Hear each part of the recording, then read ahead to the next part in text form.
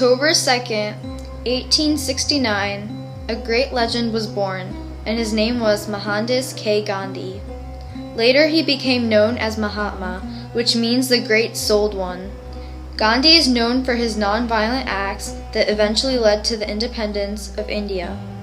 During his childhood, young Gandhi was fortunate to receive a proper education. He was a shy, quiet, and reserved student. Like many teenagers, Gandhi entered a rebellious phase, where he engaged in activities he would soon regret, such as smoking and stealing.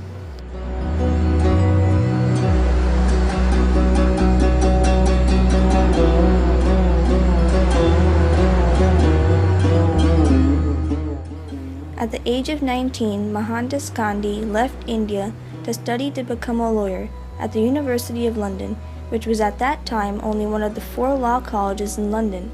In London, Gandhi lived a simple lifestyle. Here, he also founded and joined the London Vegetarian Society. In June of 1891, Gandhi successfully passed his exams and made his journey back to India. In India, he attempted to establish a law practice, but he met with little success. Fortunately, he was offered a year-long position at a law firm in South Africa.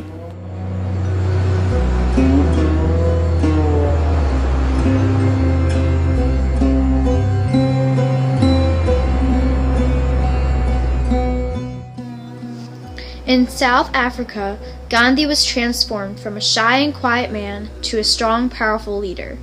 As an Indian immigrant, Gandhi faced discrimination in South Africa. In one instance, railroad officials instructed Gandhi to transfer to the third-class railway car when he was holding a first-class passenger ticket. When he refused the railroad officials' request, he was thrown off the train. After experiencing and witnessing discrimination, Gandhi began his fight against social injustices.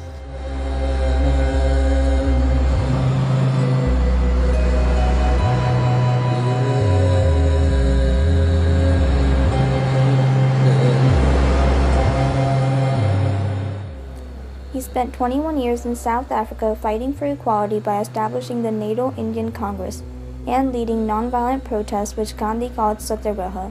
Satyagraha translates to holding on to truth. Gandhi's victories in South Africa had been publicized all over the world, so when he returned to India he was seen as a national hero. Once he returned to India, Gandhi began his fight for the independence of India, which was at that time ruled by the British Empire.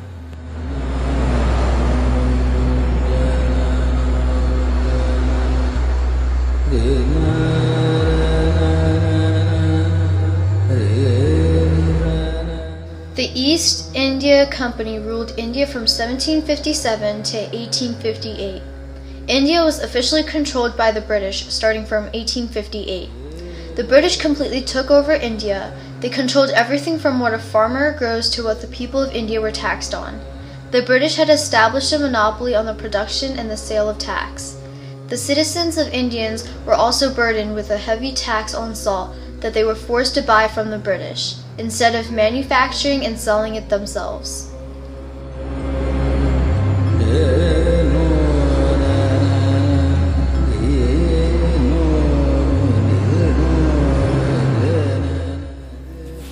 This tax affected the majority of the Indian population, since they could not afford the heavily taxed salt.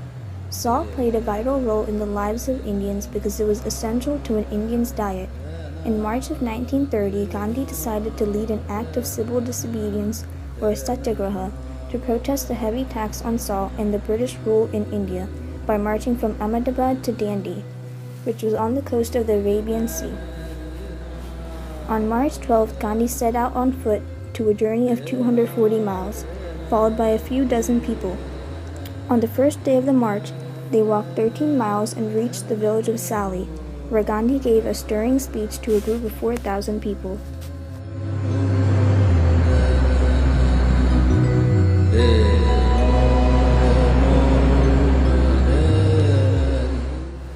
During the rest of his journey, Gandhi gave speeches to large crowds and easily persuaded them to join him on his march for freedom.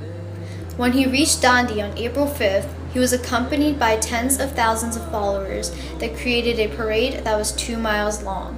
In Dandi, Gandhi was welcomed with a crowd of over 50,000 people, including reporters and newspaper journalists, who were eager to interview him. On the morning of April 6th, Gandhi raised a handful of salty mud and said, "With this, I am shaking the foundations of the British Empire." Then he boiled the salty mud in seawater, which evaporated to make salt.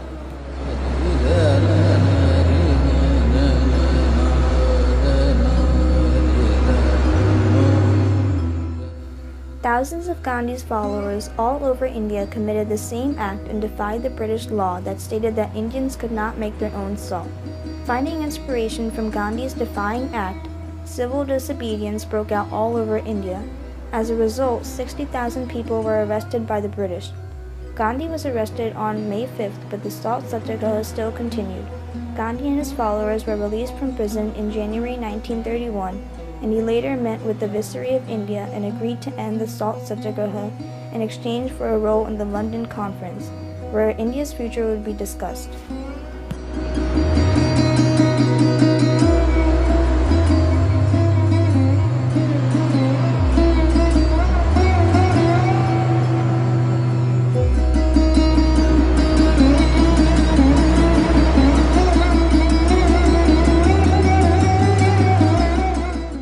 The Salt March helped make the world realize the British cruelty in India and helped Gandhi win worldwide support. India was officially granted its independence on August 15, 1947.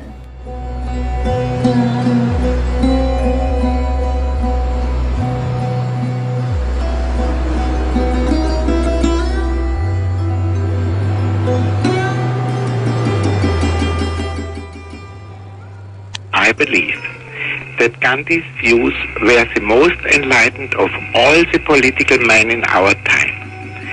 We should strive to do things in his spirit, not to use violence in fighting for our cause, but by non-participation in anything you believe is evil.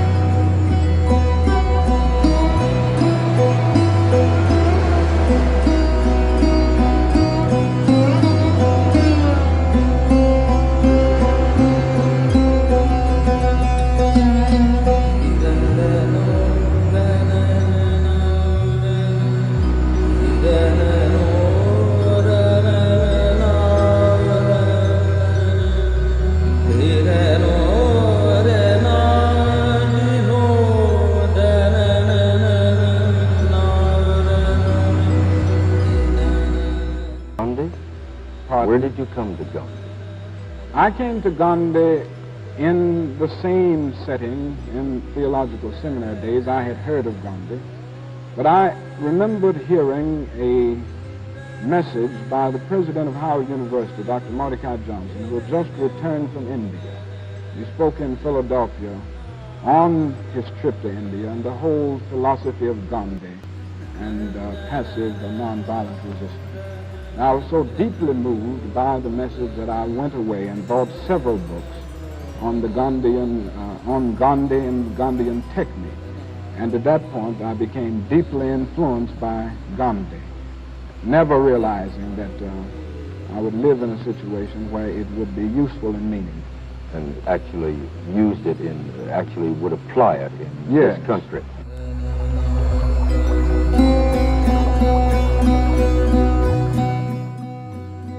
See, throughout my life, including my work as a young man on behalf of the urban poor, I've always found inspiration in the life of Gandhiji and his simple and profound lesson to be the change we seek in the world. And just as he summoned Indians to seek their destiny, he influenced champions of equality in my own country, including a young preacher named Martin Luther King. after making his pilgrimage to India a half-century ago.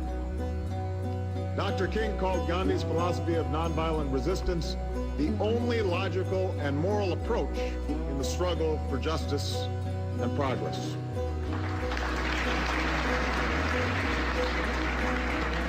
So we were honored to visit the residence where Gandhi and King both stayed, Mani Bhavan. And we were humbled to pay our respects at Rajghat. And I'm mindful that I might not be standing before you today as President of the United States had it not been for Gandhi and the message he shared and inspired with America and the world.